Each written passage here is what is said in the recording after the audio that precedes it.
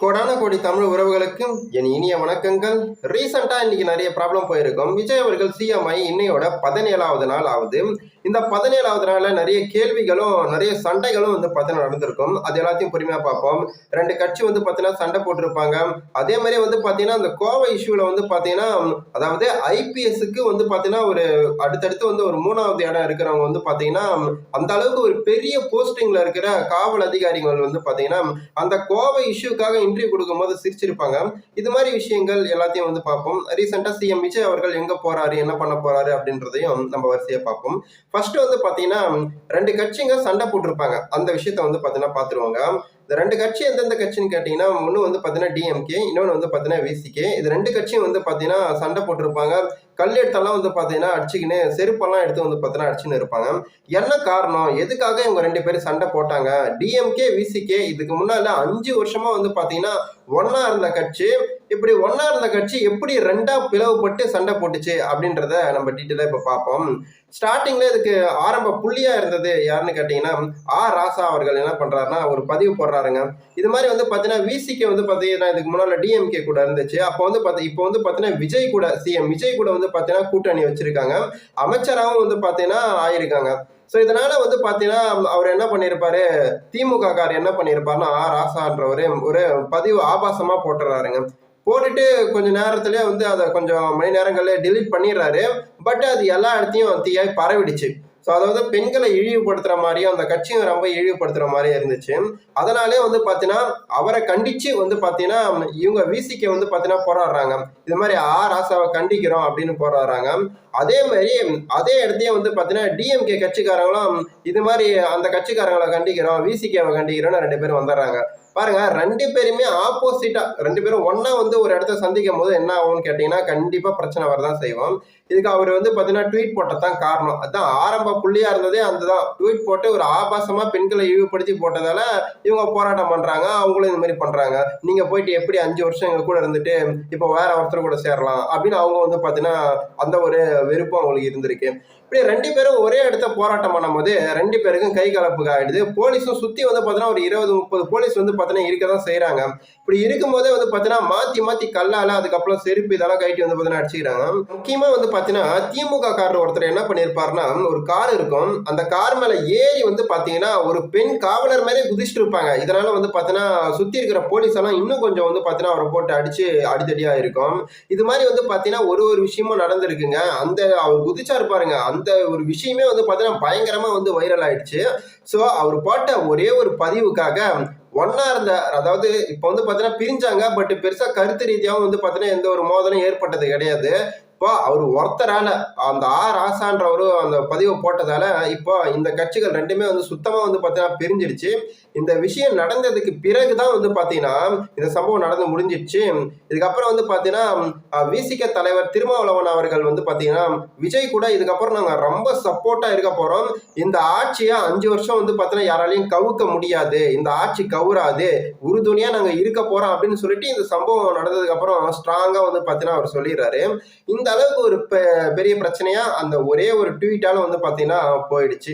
Right, இப்படி ஒரு பக்கம் நடந்திருக்கு. இப்போ இன்னொரு விஷயம் போலீஸ் அதிகாரிகள் பண்ண அந்த விஷயம் தான். கோவையில நடந்த அந்த பெண்ணுக்கு நடந்த கொடூரம் எல்லாருக்குமே தெரிஞ்சிருக்கும். இப்போ அந்த 3 போலீஸ் அதிகாரிகளும் சிரிச்சிருப்பாங்க. அதுதான் பயங்கரமா எல்லாரும் பேசப்பட்டு இருக்கு.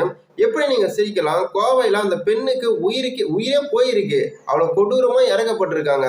அப்படி எப்படி உங்களுக்கு சிரிக்க மனசு வரும்? அதை பத்தி தான் நீங்க பேச போறீங்க. என்ன ஆக்ஷன் எடுத்திருக்கீங்க, இது வரைக்கும் என்ன பண்ணிருக்கீங்க அப்படின்னு சொல்லிட்டு. அப்படி இருக்கும்போது எப்படி உங்களுக்கு சிரிப்பு வரும்? அந்த சொல்றதுக்கு முன்னால, இன்டர்வியூ எடுக்கிறதுக்கு முன்னால உங்களுக்கு எப்படி சிரிப்பு வரலாம் அப்படின்னு சொல்லிட்டு தமிழ்நாடு மட்டும் கிடையாது, இந்தியா ஃபுல்லா அந்த காணொலி வைரல் ஆயிடுச்சு. இது மாதிரி டிஎன்ல இது மாதிரி நடந்திருக்கு, ஒரு பெண் ரேப் பண்ணப்பட்டு கொல்லப்பட்டிருக்காங்க, அதுக்கு இந்த காவல் அதிகாரிகள் சிரிச்சிருக்காங்க அப்படின்னு இந்தியா ஃபுல்லா, தமிழ்நாடு கிடையாது இந்தியா ஃபுல்லா வைரல் ஆகி போயிடுச்சு. தமிழ்நாட்டுல நடந்தா மட்டும்தான் இந்தியா ஃபுல்லா வைரல் ஆகுது. ஆனா மற்ற ஸ்டேட்ல நடந்தா அது எங்கேயுமே பெருசா வைரல் ஆக மாட்டேங்குது. இப்ப தமிழ்நாட்டுக்கே ஒரு அசிங்கம் மாதிரியே ஆயிடுச்சுங்க. உடனே தமிழ்நாட்டுல இருக்கிறவங்க மட்டும் கிடையாது, எல்லாருமே இந்தியா ஃபுல்லா இருக்கிறவங்க அந்த வீடியோ பார்த்துட்டு இவங்களை உடனே சஸ்பெண்ட் பண்ணணும், இதுக்கு உடனே ஆக்ஷன் எடுக்கணும் அப்படின்னு சொல்லிட்டு இருக்காங்க. என்னை பொறுத்த வரைக்கும் நான் என்ன சொல்றேன்னா, அந்த காவல் அதிகாரி சிரிச்சாங்க பாத்தீங்களா, அவங்க ஃபேமிலியில இல்ல அவங்க குடும்பத்துல எதனா ஒருத்தருக்கு வந்து பாத்தீங்கன்னா இப்படி ஆயிருந்தா நீங்க சொல்லுங்க, சிரிச்சிருப்பாங்களா வருத்தப்பட்டிருப்பாங்களான்னு யோசிச்சு பாருங்க.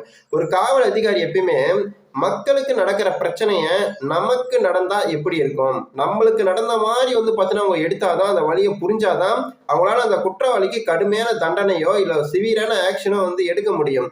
இது மாதிரி வந்து பாத்தீங்கன்னா ஏன் நம்ம வந்து ஒரு கடமைக்குன்னு பேசிட்டு போயிடுவோம், வந்தோமா பிரஸ் மீட் வந்தோமா இதை பத்தி இதெல்லாம் ஆக்ஷன் எடுத்துருக்கோம்பா அப்படின்னு சொல்லிட்டு சாதாரணமா பேசிட்டு போயிடுவோம். அப்படின்னா வந்து பாத்தீங்கன்னா அவங்க அந்த அளவுக்கு வந்து பாத்தீங்கன்னா அதுக்கு முக்கியத்துவம் கொடுக்கலாம்னு அர்த்தம். அந்த அளவுக்கு அவங்க சிரிக்கிறாங்கன்னா அப்ப அவங்க மனசுக்குள்ள எப்படி இருக்குன்னு சொல்லிட்டு யோசிச்சு பாருங்க. இது ரொம்பவே வந்து பாத்தீங்கன்னா தப்பான விஷயம் தான். சிஎம் விஜய் அவர்கள் இதுக்கு என்ன ஆக்ஷன் எடுக்கிறாரு அப்படின்றது வந்து பாத்தீங்கன்னா சில பேர் வந்து பாத்தீங்கன்னா சஸ்பெண்ட் பண்ணிட்டாங்க அப்படின்னு வந்து பாத்தீங்கன்னா சொல்றாங்க. ஆனா வந்து பாத்தீங்கன்னா அபிஷியலா எந்த நியூஸ்லயுமே வரல, அது ஃபேக் நியூஸ் அப்படின்னு வந்து பாத்தீங்கன்னா ஒரு பக்கம் போயிட்டு இருக்கு. ஏன்னா அபிஷியலா நியூஸ் சேனல் எல்லா நியூஸ் சேனல்லையும் வந்தாதான் வந்து பாத்தீங்கன்னா அது உண்மையான நியூஸ் ஆகும். மற்றபடி நீங்க மற்ற மற்ற இணையதளங்கள்லயோ இல்லை வந்து பார்த்தீங்கன்னா வேற ஏதாவது இன்ஸ்டாகிராம் இது மாதிரி எக்ஸ்லயோ இது மாதிரி எல்லாம் நீங்க பார்க்கும்போது அது ஃபேக்காக இருக்கவே அதிகமான வாய்ப்பு இருக்கு. அவங்கள சஸ்பெண்ட் பண்ணாங்களா இல்லையான்னு சொல்லிட்டு. ஆனா வந்து பார்த்தீங்கன்னா எந்த ஒரு அபிஷியலான நியூஸ் சேனல்லையும் இது வரைக்கும் வரல.